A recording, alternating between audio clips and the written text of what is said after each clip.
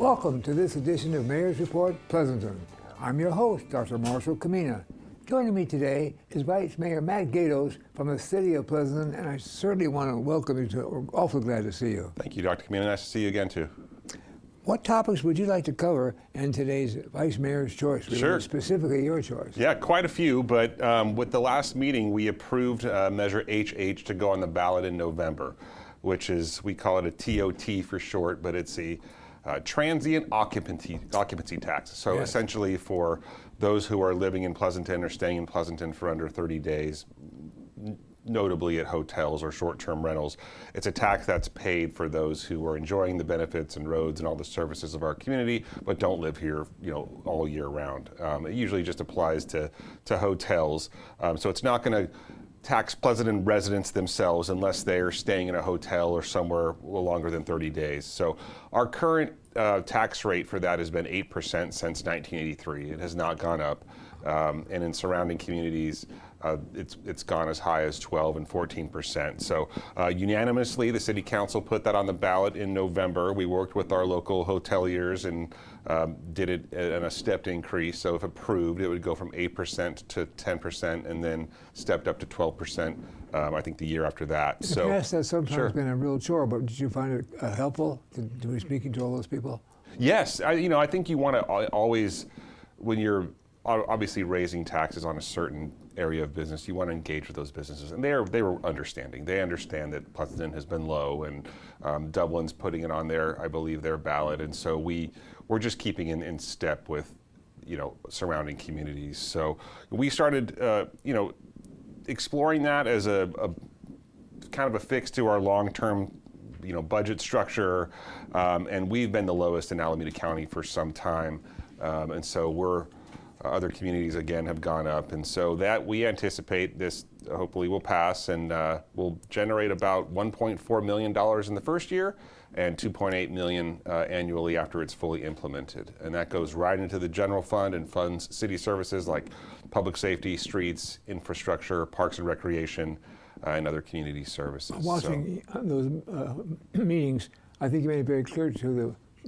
citizens that that's the case, and they're happy about an awful lot of it. Yeah, I believe so. I expect it to get strong support, and it allows us to address our longer-term financial needs by continuing to provide services and infrastructure that our community relies on. So, also the last day to register to vote for this last election we have coming up this year is October 19th. So if you've moved or you need to update your voter registration, please be sure to do that. And you can actually check it online now. You can change your party preference. You can do a lot of things online at registertovote.ca.gov.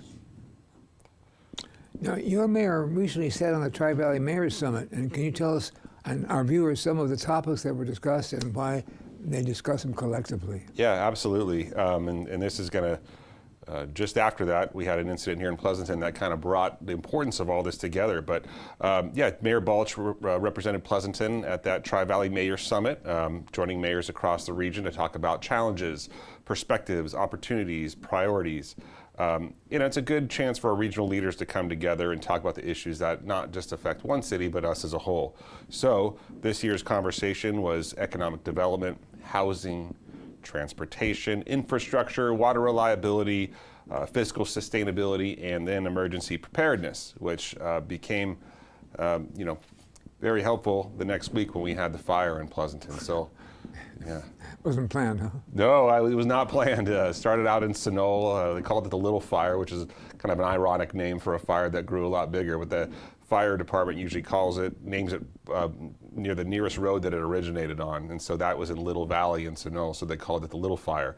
And the Little Fire became a big fire. And so that was a really, really, emergency preparedness, and the focus on that at the Tri-Valley Mayor's Summit demonstrated just how important regional planning and coordination can be when a disaster occurs. That fire burned 1,000 acres.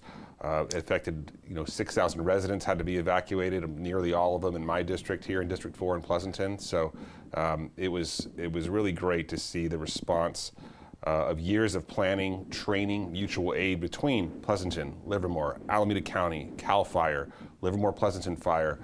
They just did a real great job and underscores the importance of getting together and having these regional meetings. Well, I was around at the time when we blended the two departments, Yes. and there were certainly some questions about it at that time from each city. Sure. But boy, I'm sure proud of it, aren't you? Yeah, they do a great job. Chief Lacey is doing a great job, and I can't say enough about the response. There were no structures lost in that fire. They were completely on top of it. Mayor Balch and I spent the night at City Hall and then at the Senior Center, which was our evacuation center, working with residents, making sure they were okay. But the response, the regional response was just incredible. Well, God bless you all. Thank you on their behalf. Of course. Yeah, again, going back to the summit a little more, they talked about, in this area, economic development in Pleasanton, super important to us. We support nearly 59,000 jobs across 20 million feet of commercial space in this area. Technology and life sciences are big here. Healthcare with Stanford Hospital. And the city's also working to, respond to changes in the office market here. New opportunities for investment, new opportunities for reinvestment. Housing was a major topic. We have 800 units under construction right now and 1,600 units in active development in Pleasanton, with a little pressure from the state to do so. Transportation and infrastructure are always inherently regional issues, and that's an important thing to talk about regionally. And water reliability. So we're working with Zone 7 and strengthening that relationship to strengthen our long-term water supply and drought resilience with our regional groundwater projects. So all of those things are good to revisit at a summit and remind everybody what's going on. How's the relationship with Zone 7 okay? Yeah, I think it's going great. I think whatever issues there have been in the past, they get compartmentalized. And we're working forward and working together in a good partnership. They have a good director over there. And our new city manager, Joe Calbrigo, is doing a great job communicating and keeping us updated and moving forward in a positive way. Plus, we've had at least one member of Zone 7 who was on the council in Pleasanton and can add a little positive nature to it. I think it's nice to have folks that have, anytime you can come to Zone 7 with experience as a city council member, or even vice versa, sure, of course, you bring that experience with you. With regard to county cooperation, I'd like to say this. There are some areas of cooperation between Pleasanton and the county that benefit residents, such as emergency responsiveness. And can you elaborate on some other services that benefit both? Sure, definitely. The first one you mentioned, obviously emergency response, a great example. We all saw that firsthand during the Little Fire. During major emergencies and mutual aid requests, Pleasanton Police Department regularly works with the Alameda County Sheriff's Department, Livermore Police Department to bring additional resources when necessary. But that collaboration goes well beyond just emergencies. Public safety, behavioral health, traffic safety, investigations, homelessness services, and other areas. One of the other ways we collaborate with the county and our mental health teams, our alternative response unit, with those that are experiencing behavioral health, substance abuse, crisis, or other crisis where you bring out clinicians and you bring out kind of a plainclothes police officer. And I know Ryan Tujay does a great job of that, and then there's other officers involved. But we've really seen a great deal of healthy responses to people that are in crisis, that with a lot better outcomes than we had in the past. So we're learning how to do that better, and our alternative response unit can meet with folks and instantly they know about the resources to connect them with the community assessment and transport team, to county mental health issues, emergency medical technicians, county resources. So we also work with Alameda County Behavioral Health and House and Homelessness Services to connect individuals that are experiencing homelessness with coordinated services, housing resources, substance abuse, behavioral health with community-based services. So they can get that ongoing support. And so that's one area that we're especially proud of that Pleasanton works with, and we've seen just great results coming from that. They're working with the youth. It seems to be more obvious too, and I think that's a really happy thing. I agree. It's nothing but positive. There are other ways we work with the county: traffic safety, regional cooperation, because as we know, our traffic issues don't begin and stop at the city borders, and so we partner with Alameda County and neighboring law enforcement agencies to focus on unsafe areas where people drive unsafe, commercial vehicle safety. Pleasanton Police, they have their own, multidisciplinary, we call it a MATE team, multidisciplinary accident investigation team. That's a lot to say. Yeah, it's a mouthful. There's actually, at the courthouse right now, there's someone testifying in a case from that agency or from that team and from another agency right now. But they bring in a lot of expertise in complex, severe, fatal, unfortunately, those fatal collisions. So, in the city too, we work, the city. All of the crimes that the city prosecutes or solves goes to the DA's office, goes to the Regional Auto Theft Task Force. So there are partnerships with public safety as well. If you have a stray animal, it's the county who comes out in here and deals with it, not the city. And so, we have vector control we've had there was a rabies case, I believe, in Fremont, and recently, a cat came up with rabies. So they were on top of that. And so, we combine expertise, personnel, programs, resources,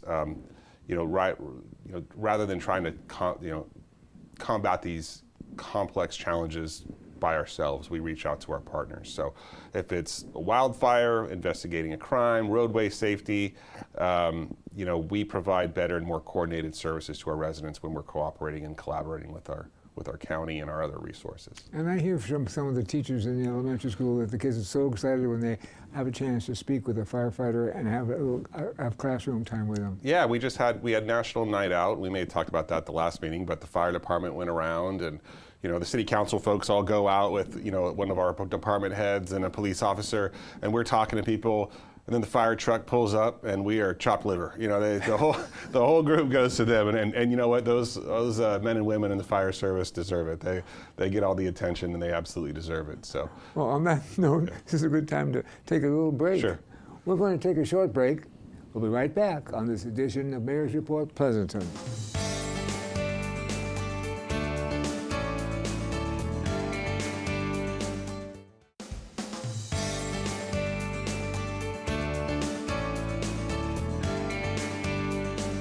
Welcome back to this edition of Mayor's Report Pleasanton. We are here talking with Vice Mayor Matt Gaidos from the city of Pleasanton.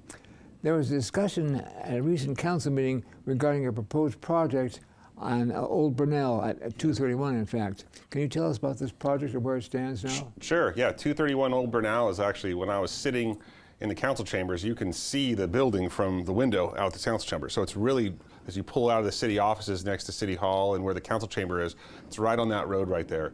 And it's an old commercial building, and there's a new owner, I believe, and there was a application proposing to redevelop it to, I would call it kind of a family compound, 13,000 square feet with kind of 3 studio units centralized around a backyard and a pool. Very, very new, modern, attractive looking design. And as with any development proposal, the city reviewed the application for consistency with development standards that guide land use in Pleasanton. And so, there were some issues with the design and the density and some of the policies in the general plan and specific plan.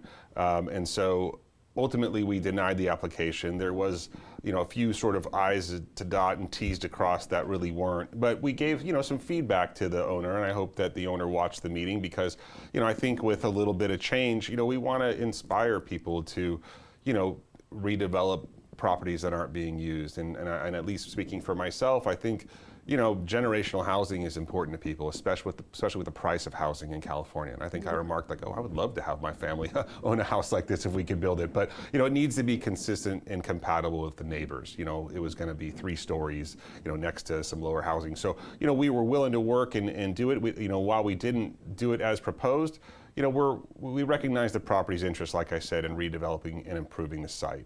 And so we kind of signaled to the property owner, encouraged him to submit a revised application, work with staff a little bit, but we have to take the projects as they are submitted to us. And unfortunately, it just wasn't in that project wasn't put together in a way that we could approve it. So I hope they come back with a revised proposal, and it'll go through our design review process again. And again, look whether it's applicable and consistent with our plans, policies, and standards. Thank you for that. Sure. We're well in the second half of our nation's 250th birthday. Are there any remaining celebrations or any activities planned in Pleasanton for that celebration, for which you guys are famous. We are, yeah. We do a lot. July 4th was just a few months ago, and that's one of my favorites. But 250 is a really big one. So we're on as we head into the fall and holiday season. There's going to be a lot of opportunities in the community to come together. So our we call it a cultural celebration series, free, family-friendly events that recognize different cultures, traditions, and communities. So kind of kicking it off, there's the big Diwali celebration, October 17th, Saturday, from 1 to 3 p.m. at the Senior Center. A couple weeks later, again at the Senior Center, the Dia de los Muertos celebration, Saturday, November 7th, again from 1 to 3. And then going up to the Alviso Adobe off Foothill Road there, Native American Heritage Month celebration, Saturday, November 14th, 11 to 1. And so all these events, again, free, family-friendly, residents of all ages learn, participate, celebrate. And then, the official announcement of the big one we all love is the Hometown Holiday Parade on Saturday, December 5th. As you know, it brings the community together for the parade beginning at 5 p.m., followed by the annual tree lighting in front of the museum on Main. It's a great, wonderful reflection of our community spirit, bringing together residents, organization, businesses, volunteers, families, and you just love the diversity of all the folks who enter the parade. Well, that is a wonderful event, and my hope is that TV 30 will be there to record it. Yeah, absolutely. I think you usually are, and you'll probably catch me on video that night. Registration opens October 1st, and there's also opportunities for local businesses and organizations to support the celebration through sponsorship, which we'd love. We'd love to talk about your business or your organization to the folks at the parade. And we can find, you can find more, any resident, anyone looking for more, hometownholiday.com. We have that URL. So thank you for that. hometownholiday.com. That's all Pleasanton. So that's perfect. Yeah. Are there any other events you'd like us to know about? Yeah, we're wrapping up. I think we got 2 or 3 concerts in the park. The last one is going to be on the Friday, August 28th. That's going to be a week from tomorrow. So today's the 20th, August 20th. My daughter's birthday. I always know that day. So Pleasanton Downtowns Association concert in the park has been a great thing. We've had great weather this year. The bands have been fantastic. Attendance has been strong. We love the park filled with residents and visitors. There's been some new genres and some new bands. They've all been excellent this year. And it's nice to see such a wide range of people. So we have one tomorrow night on the 21st, and then the last one a week from tomorrow on the 28th. The new bandstands worked very well. It's got power, the music's, it projects through the park. And isn't that a pleasure? Yeah, it's very nice. And there, it's nice to have the concrete little dance area in front of it. And, sometimes I miss the old nostalgic, little dirt bandstand and on the left down there where I, grew up as a kid running around there at night and during the things. But it's nice to have the new bandstand, and it's coming together exactly as intended for music, performances, community gatherings, and, sometimes on a Sunday, you'll hear someone just bring their guitar amp out there and start playing and singing, and it's just nice that it's getting used. So final concert again next Friday, East Bay Groove Line. So come out, enjoy the concerts, support our downtown businesses, and let's close out, another year with a big event. Well, you sort of breezed through that one with regard to your daughter's birthday. How about repeating that with? Yeah, my daughter Finley, 18 years old today. So happy birthday, Finley! You're a great kid, and I hope you have a wonderful day. So. Well, thank you so much. Are there any other upcoming events you'd like us to know about? Yeah, we circle back and we talked about the fire. September is National Preparedness Month, so it's all great time to all think about how we would respond and prepare for an emergency. We just had one with the fire in Pleasanton, and it's a reminder that, emergencies can develop very quickly. And sometimes taking simple steps ahead of time can make a meaningful difference for you, your family, our first responders. And so to that end, the Livermore Pleasanton Community Emergency Response Team, or CERT, has 2 upcoming training opportunities that can help residents become better prepared. So the first is CERT Fall, we call it the first CERT Fall training, begins September 15th, goes through October 20th at the LPFD, Livermore Fire Department training grounds on Bush Road. So it provides a comprehensive, hands-on emergency response training covering fire safety, medical response, search and rescue, disaster psychology, terrorism awareness, and the role of CERT during an emergency. You have an opportunity to put what you've learned into practice through an LPD and CERT training drill. And for residents looking for maybe a more introductory, shorter one, we have a free personal emergency preparedness, or the PEP workshop, on October 9th from 9 a.m. to noon at 3333 Bush Road. That's a 3-hour workshop just to focus on practical steps residents and families can take to become more self-sufficient during a major emergency. When and how to shut off your utilities, using fire extinguishers, smoke detectors, how to shelter in place. Good opportunities to just learn skills that can help you, your family, and your neighbors during an emergency, when an emergency occurs. So if you want more information about that, lpfire.org, lpfire.org for more information about emergency response, upcoming training opportunities, and the CERT fall training, and then the personal emergency preparedness little one-day workshop. So we hope folks take advantage of that. I think it's a really nice benefit that we have a fire department that's going to spend time with our community members to offer that kind of training and insight on what to do during an emergency. Thank you for being here today and for updating us. Of course, yeah. And thank you for watching this edition of Mayor's Report Pleasanton. Join us for the next episode of Mayor's Report right here on Tri-Valley TV. I'm Dr. Marshall Kamena, and I thank you so much for joining us.